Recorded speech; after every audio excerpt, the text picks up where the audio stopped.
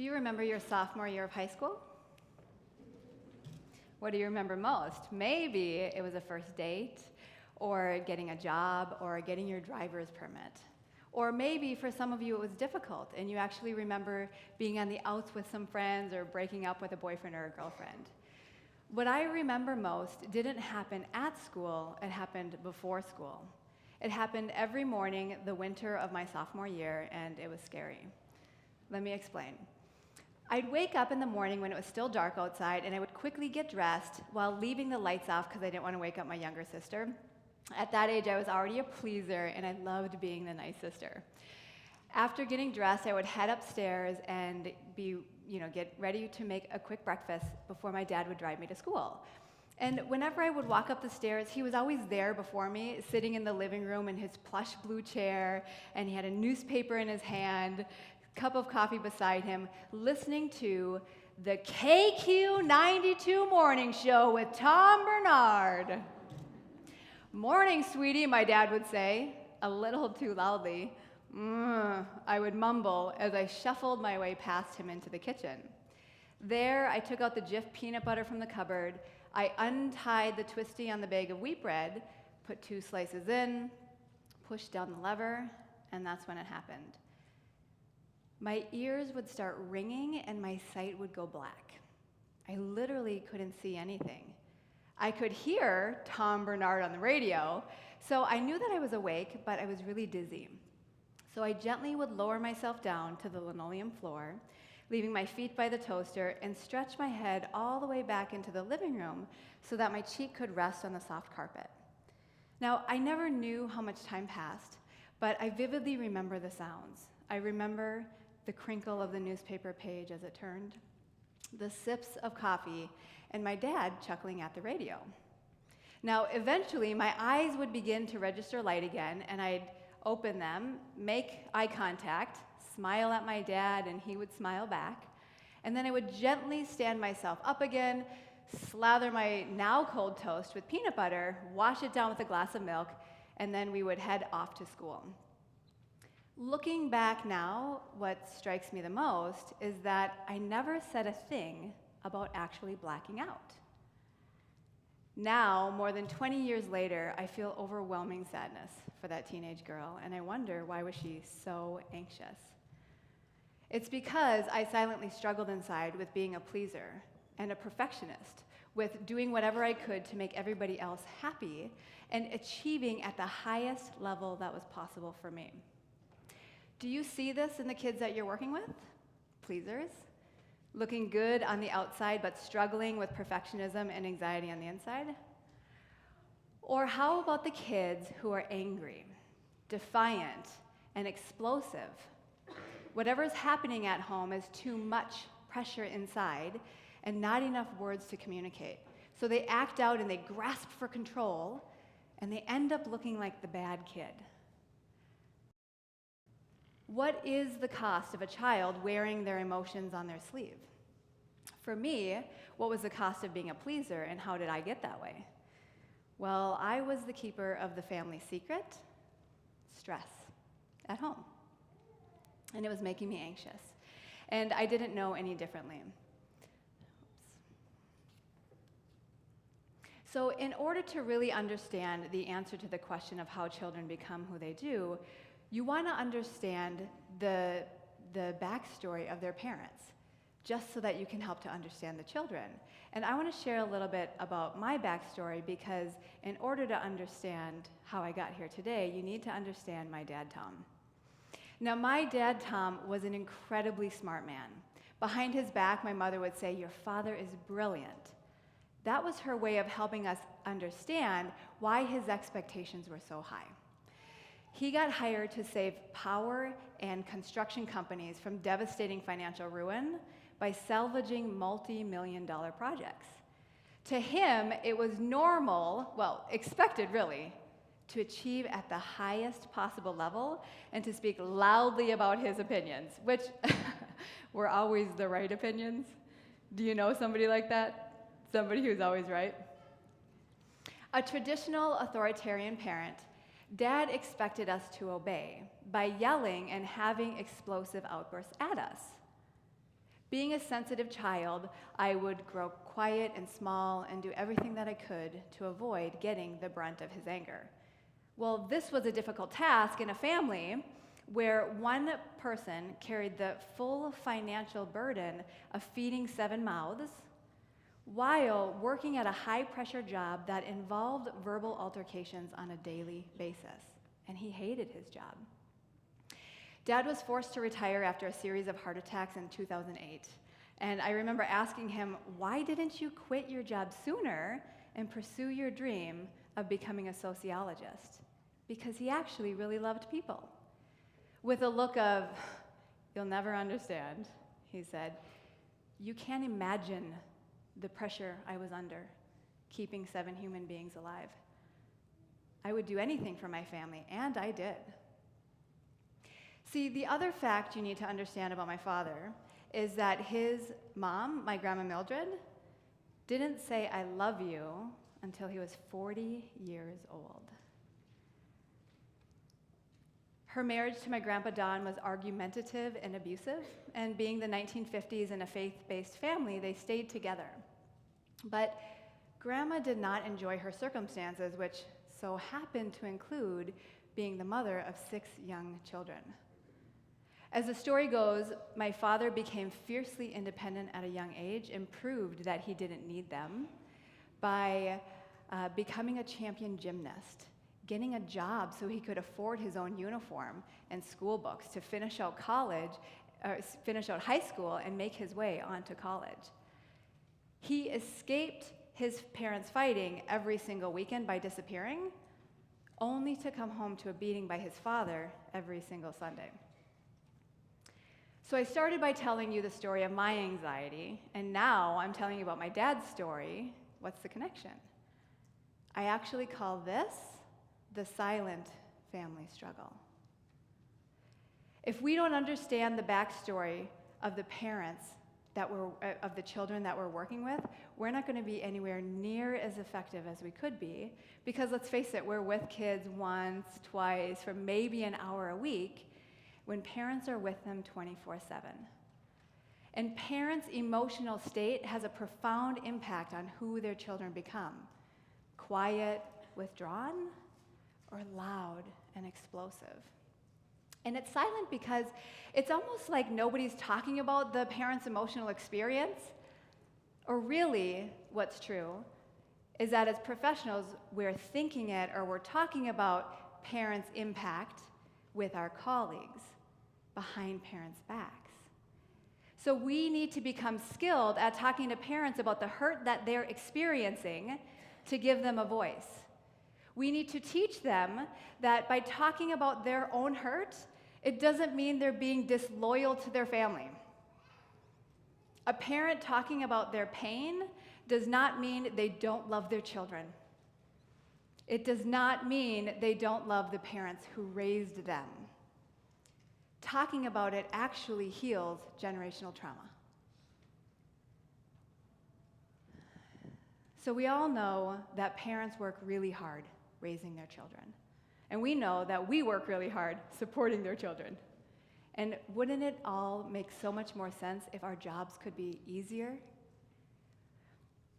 As a professional who has dedicated her life to helping parents learn how to connect in positive and peaceful ways, as well as somebody who has personally lived through the silent family struggle, I want to share a strategy with you today that can begin breaking this code of silence so that we can heal these generations of trauma.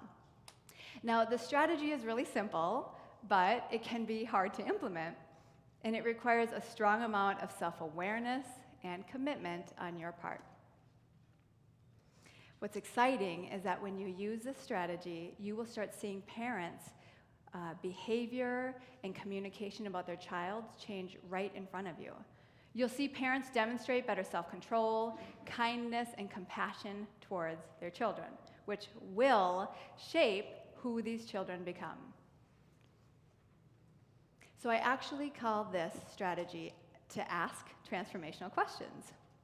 So I want to share some transformational questions that you can ask, but before that, I want to share with you what happens when we're in a professional world where we see this generational struggle happening and we don't know how to talk about it.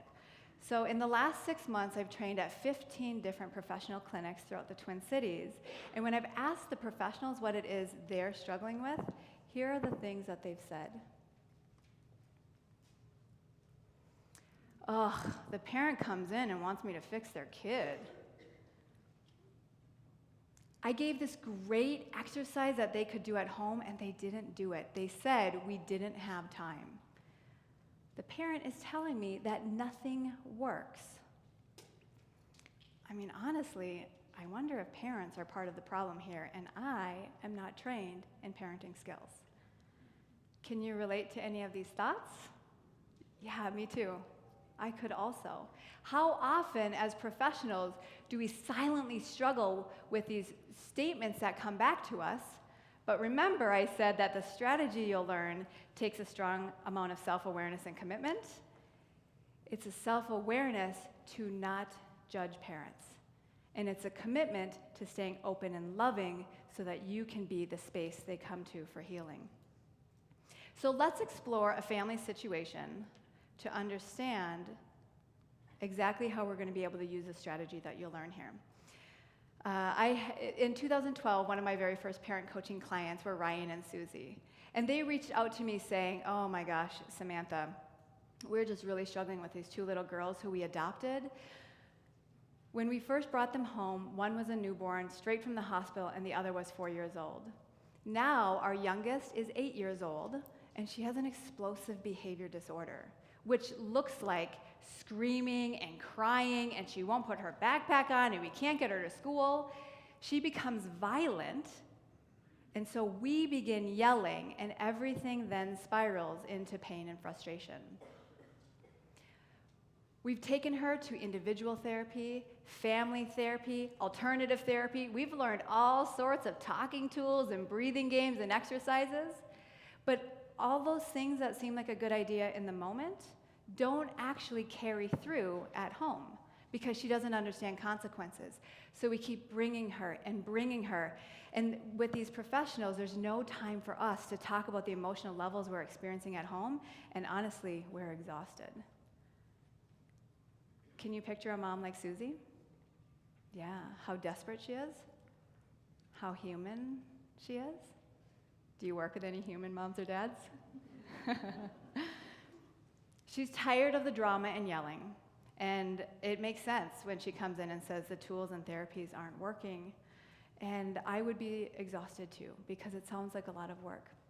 So let's consider how we can begin breaking this code of silence and going deeper with a mom like Susie so that we can break through and have some healing. So some of the transformational questions you could ask would be, if you are being very honest, what do you want parenting to feel like? What does parenting actually feel like?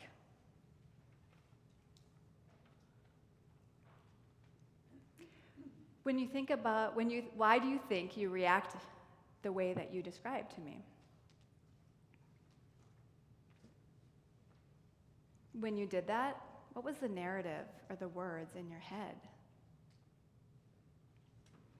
What would you like to be different?